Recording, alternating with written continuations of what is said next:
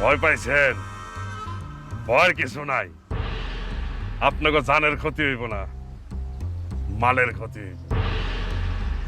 আপনাকে যার কাছে যা কিছু আছে আমাকে দিয়ে দেন। স্বর্ণ অলংকার, টাকা পয়সা, মোবাইল, মানি ব্যাগ। আপনারা আমার একটু সহযোগিতা করেন, আপনাকে সময় বাঁচবো, আমারও সময় বাঁচবো। এই গ্যাস বাবু, আমি তোমারে চিনছি। আমি এই ইউনিয়নের লিডার।